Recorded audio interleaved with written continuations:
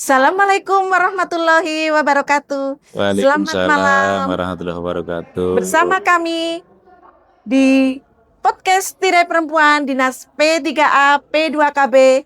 Saya Pangestuti Ningsih dan beliau Kepala Dinas P3A P2KB Dr. Ruzaini SHMM. Selamat malam Pak Kadis. Selamat malam, Mbak Ning. Alhamdulillah Pak Kadis, ini dari Dinas P3A P2KB itu ada program baru ya Pak Kadis yang namanya betul. Podcast Tirai Perempuan.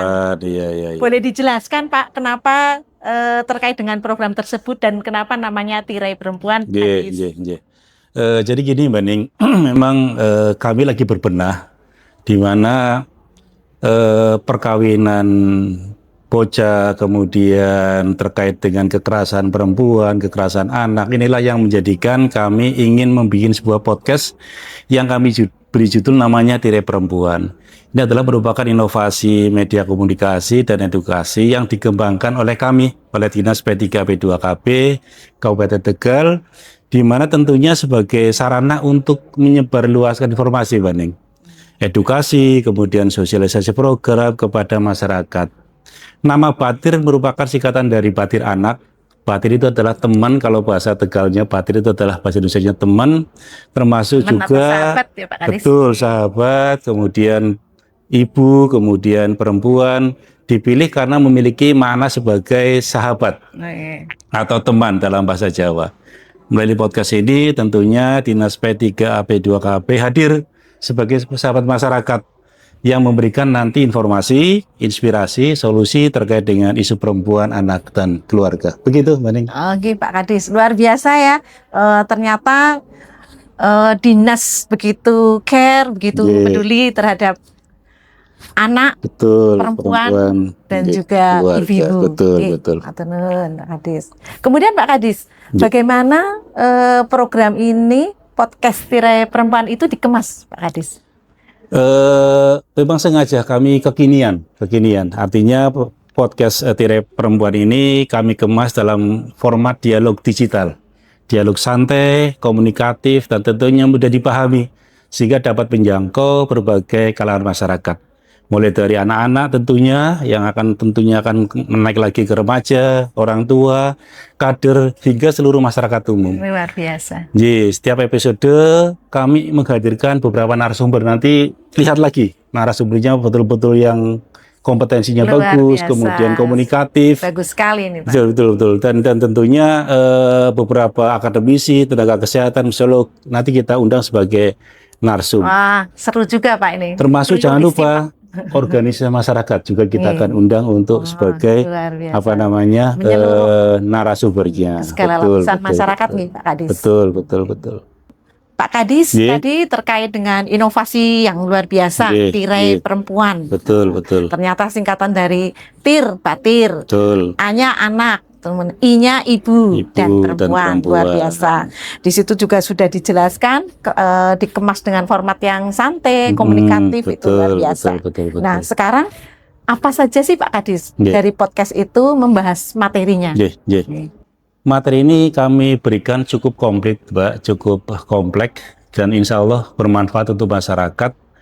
Tentunya materi podcast ini mencakup isu strategis seperti pelindungan anak, kemudian pencegahan kekerasan terhadap perempuan dan anak, kemudian bagaimana pencegahan perkawinan anak, pengasuhan positif, kesehatan reproduktif remaja, kesetaraan gender, kemudian ada pemberdayaan perempuan, ketahanan keluarga, hingga program-program unggulan ya, program-program unggulan yang ada di Dinas P3 P2KB Kabupaten Tegal. Selain itu jangan lupa ini adalah sebuah media edukasi, betul, media edukasi. Podcast itu menjadi sarana publikasi layanan yang dimiliki oleh pemerintah daerah. Seperti tentunya kami ada, betul, seperti kami ada rumah perlindungan perempuan dan anak. Di setiap kecamatan ya Pak Kadis? Iya, rencana di setiap kecamatan ada rumah perlindungan perempuan dan anak. Kemudian ada Puspaga, forum anak, serta berbagai program pemberdayaan perempuan. Dan tentunya perlindungan anak lainnya. Masya Allah, luar biasa manfaatnya, mencakup semuanya di seluruh masyarakat. Kemudian Pak Kadis, dari podcast itu, podcast tirai perempuan itu sebenarnya punya tujuan apa Pak Adis? Tujuannya tentunya sebagai media komunikasi.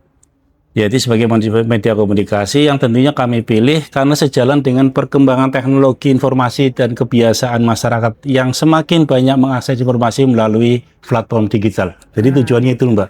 Karena sekarang itu nyuwun sewu, masyarakat itu sudah mulai lebih suka dengan akses digital.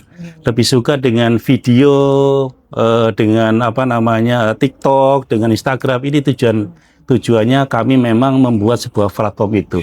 Jadi jangkauannya lebih luas tentunya betul sekali. Jadi harapan kami tentunya tirai perempuan lebih gampang diakses kapan saja, di mana saja, baik anak, remaja, dewasa maupun masyarakat. Luar biasa ya. Ya. Kemudian yang terakhir Pak Kadis, dengan adanya podcast tirai perempuan tersebut, harapannya itu apa ya dengan? Kami tidak terlalu mulu-mulu berharap Mbak, akan tetapi harapan kami tentunya masyarakat Kabupaten Tegal itu bisa memperoleh sebuah pengetahuan yang lebih baik mengenai hak perempuan, mengenai hak anak, dan pentingnya pengasuhan yang berkualitas. Ya, kesetaraan gender dalam keluarga serta berbagai upaya perlindungan yang dapat dilakukan bersama. Tentunya akhirnya podcast ini diharapkan menjadi sebuah media edukasi, menjadi sebuah istilahnya itu mewujudkan sebuah perempuan yang berdaya, anak yang terlindungi, serta keluarga yang berkualitas menuju Kabupaten Tegal yang lebih apik. Luar biasa ya. Ramah tentunya terhadap perempuan dan anak. Itu tujuan podcast ini, Mbak. Sungguh luar biasa, mulai dari inovasinya, dimunculkannya tirai perempuan, kemudian program-programnya, manfaatnya, kemudian harapannya, itu sungguh semoga semua itu bisa dijalani dengan rutin. Amin. Tayang dengan rutin nih Pak Kadis, insya Allah semua akan manfaat bagi masyarakat Indonesia, khususnya Kabupaten Tegal. Betul. Demikian tirai perempuan yang akan tayang setiap malam Selasa. Tirai perempuan masih malam Selasa. Jangan lupa. Oke? Terima kasih. Assalamualaikum warahmatullahi wabarakatuh. Waalaikumsalam warahmatullahi wabarakatuh.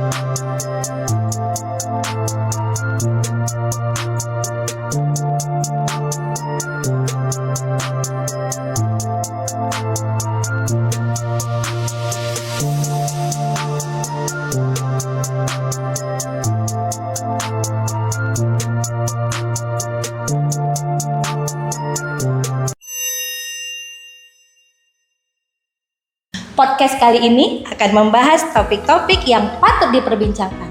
Bersama saya Indah di episode perdana, Batir Tirai Perempuan. Masih.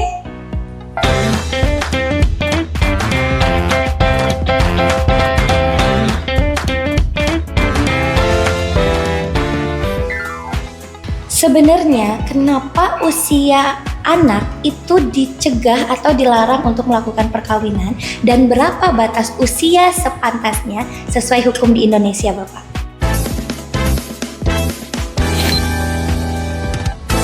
Ya, ini pertanyaan bagus banget. Jadi begini, kenapa pemerintah melalui Undang-Undang nomor 16 tahun 2019 itu dilarang? Itu tentunya ada dampak di sini. Yang pertama, kalau lihat dari psikologi, di mana anak sebelum umur 19 tahun itu secara psikologi itu jelas terganggu. Yang kedua itu reproduksi, organ reproduksi perempuan terutama. itu di usia kurang dari 19 tahun itu jelas organ reproduksi belum siap untuk dibuang. Dan yang ketiga tentunya dari sisi ekonominya, anak usia 19 tahun atau kurang dari 19 tahun jelas belum dewasa, artinya kebanyakan mereka masih sekolah. Ini yang memang kami di Dinas P3P2KB itu mendorong agar jangan sampai ada kawin bocor. Itu memang Mbak Indah yang belum ditekan. Bukan waktunya naik pelaminan, biarkan anak tumbuh, bukan berumah tangga. Oke, itu dia batir tirai perempuan pembahasan kita malam hari ini. Jangan sampai ketinggalan karena kita akan hadir dengan tema-tema yang memang patut untuk diperbincangkan bersama Dinas P3AP2KB Kabupaten Tegal setiap malam Selasa. Jom kawin bocah. Ingat bahwa anak perlu pendidikan, perlindungan, dan pengasuhan. Saya pengen tahu nih sebenarnya mengapa sih sebenarnya anak-anak itu harus menyelesaikan pendidikannya terlebih dahulu baru fokusnya nanti pada pernikahan atau mencari pekerjaan. Jadi begini, kalau anak SMP atau tidak SMA, tidak lulus SMA sudah menikah, otomatis satu, kalau dia untuk mencari pekerjaan jelas nanti yang pekerjaan-pekerjaannya non formal. Jarang sekali masuk ke formal. Nah, sepertinya batir tirai perempuan juga perlu tahu nih Pak, siapa sih sebenarnya yang bertanggung jawab untuk melakukan pencegahan perkawinan usiaan? Nah, yang pertama tentunya orang tua ya. Orang tua itu tentunya harus memberi masukan, harus tahu dulu kenapa tidak boleh. Kalau tahu otomatis si orang tua akan melarang anaknya untuk kawin bocah. Bukan waktunya naik pelaminan, biarkan anak tumbuh, bukan berumah tangga. Halo batir tirai perempuan, salam kenal dari Dinas Pemberdayaan Perempuan, Perlindungan Anak, Pengendalian Penduduk dan Keluarga Berencana Kabupaten Tegal.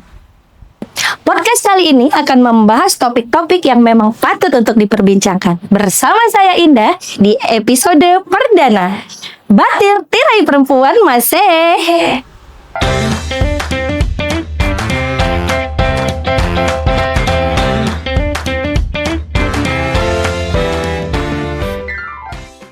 Pernah nggak sih batir melihat bocah bawa bocah?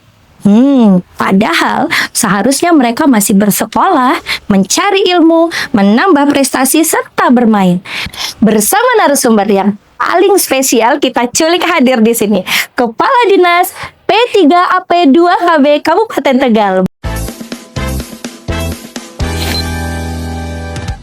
Bapak Dr. Ruzaini SHMH. Selamat malam Bapak. Selamat malam Mbak Indah. Apa kabarnya ini Bapak? Kabarnya bagaimana? Selalu always. Alhamdulillah. Luar biasa sekali ya Bapak. Bapak, masih banyak masyarakat kita yang sepertinya tidak mau tahu, bahkan mungkin memang tidak tahu bagaimana sih sebenarnya yang dimaksud dengan perkawinan usia anak.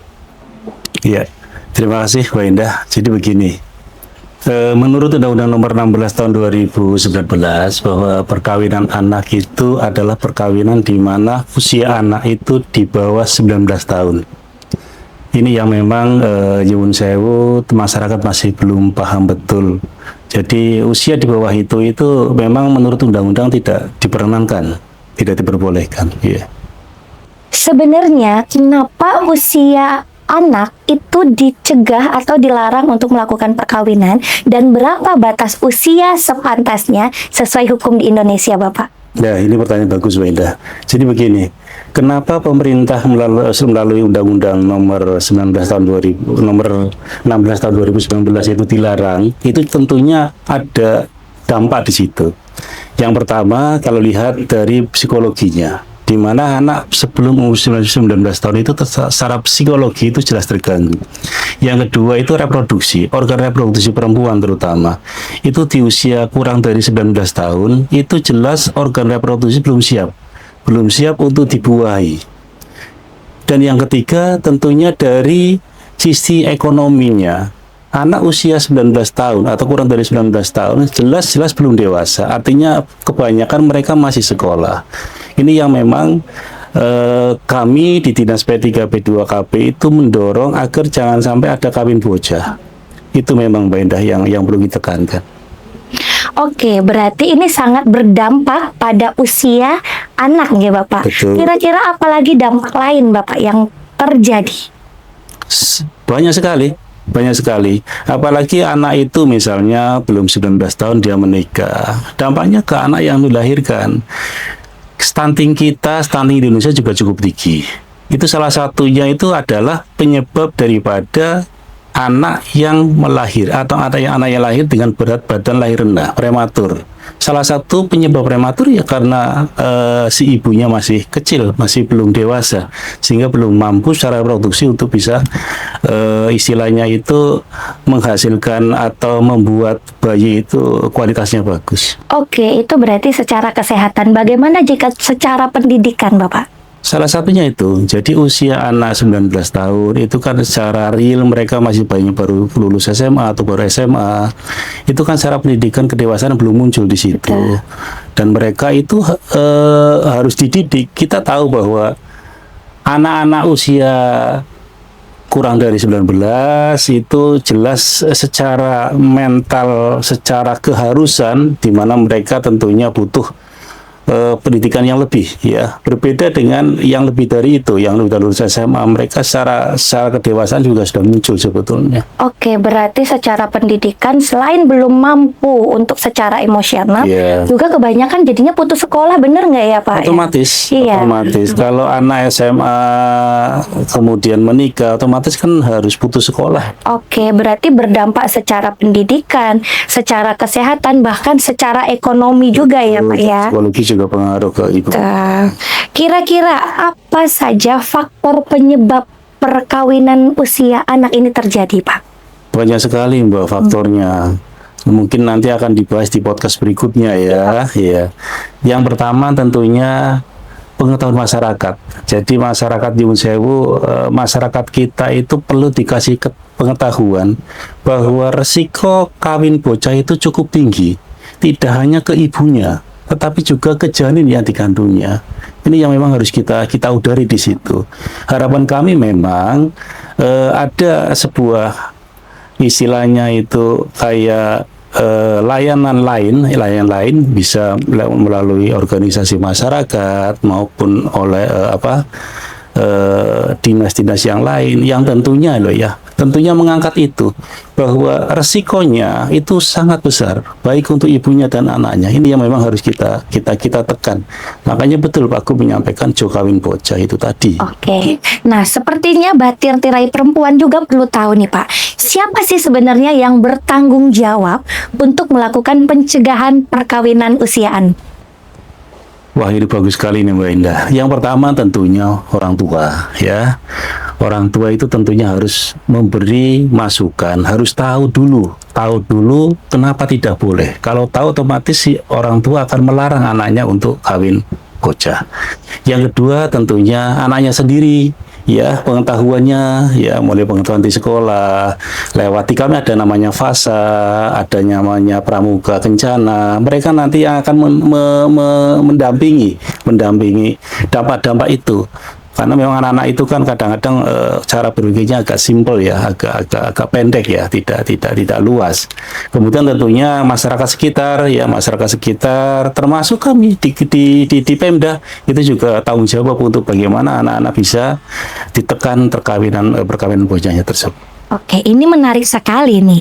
Selain memang dari anaknya sendiri yang harus menjaga diri, orang tua menjadi poin utama untuk melakukan pencegahan perkawinan usia anak. Kira-kira ada langkah khusus nggak Pak dari orang tua? Karena kalau kita lihat anak zaman sekarang dikerasin sedikit, itu nggak bisa ya Pak ya. Nah, ini juga menjadi tips nih bagi orang tua untuk bagaimana cara mencegah perkawinan usia anak. Ini agak susah memang ya, agak susah. Tetapi kita harus berusaha. Yang pertama tentunya orang tua itu harus melihat temannya siapa, ya. Kenapa? Karena data di kami itu hampir 19 sampai 20% itu kebanyakan yang masuk ke mediasi itu nyuwun sewu sudah hamil duluan. Ya. Ini yang memang harus kita jangan sampai itu terjadi. Kalau sudah hamil duluan, otomatis tentu pada saat masuk ke mediasi tetap kami akan ibaratnya akan dorong untuk menikah kayak gitu. Tapi ada faktor-faktor lain sebetulnya, faktor ekonomi misalnya, kemudian faktor keinginan anak sendiri, itu juga ada faktor-faktor selain dari 20% tadi. Ini yang memang kita harus sampaikan ke orang tua, sampaikan ke masyarakat, sampaikan ke tokoh agama untuk bisa disosialisasikan bahwa dampaknya lebih berat daripada manfaatnya kalau ini tetap diteruskan. Ya, memang kalau kita berbicara pernikahan usia anak, itu mayoritas memang terjadi akibat hamil duluan ya Bapak. Nah, saya pengen tahu nih sebenarnya, mengapa sih sebenarnya anak-anak itu harus menyelesaikan pendidikannya terlebih dahulu, baru fokusnya nanti pada pernikahan atau mencari pekerjaan? Jadi begini, kalau anak SMP atau tidak SMA, tidak lulus SMA, sudah menikah, otomatis satu, kalau dia untuk mencari pekerjaan, jelas nanti yang pekerjaan non formal. Jarang sekali masuk ke formal. Kalau pekerjaan non formal itu otomatis secara hukum, secara istilahnya pengikatan itu jelas berbeda dengan pekerjaan-pekerjaan yang formal tadi.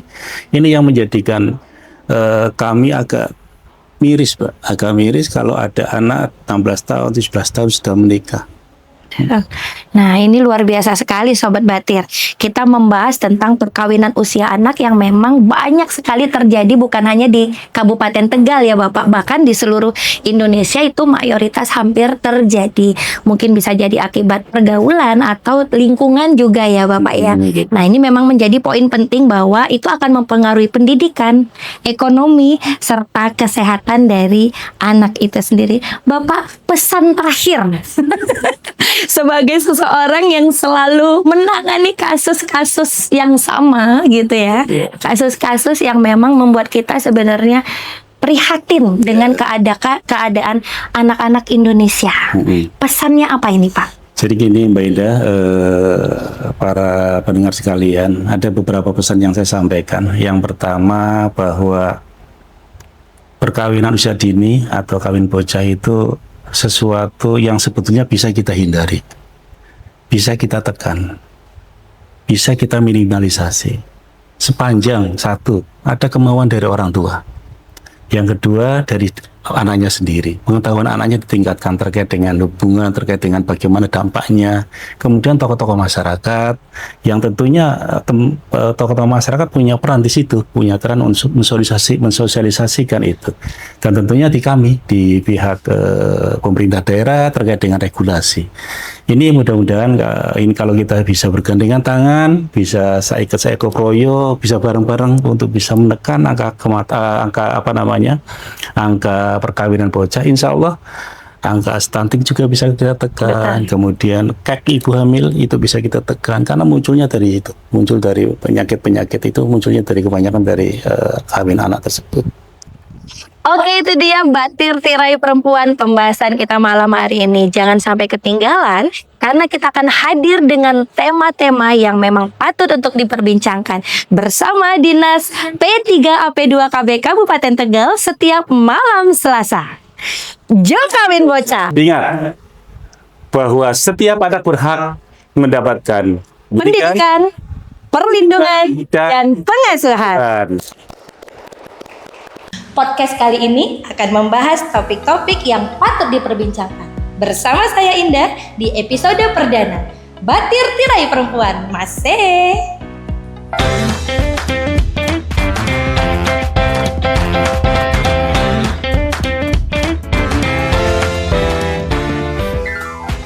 Sebenarnya kenapa usia anak itu dicegah atau dilarang untuk melakukan perkawinan dan berapa batas usia sepantasnya sesuai hukum di Indonesia, Bapak?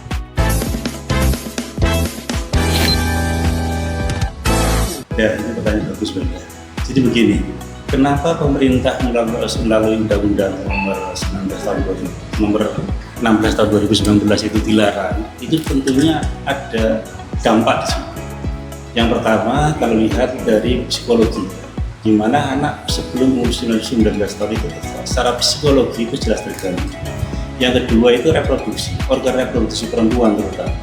Itu di usia kurang dari 19 tahun, itu jelas organ reproduksi belum siap untuk dibuang. Dan yang ketiga tentunya dari sisi ekonominya, anak usia 19 tahun atau kurang dari 19 tahun jelas-jelas belum dewasa, artinya kebanyakan mereka masih sekolah. Ini yang memang kami di Dinas P3P2KB itu mendorong agar jangan sampai ada kawin bocor.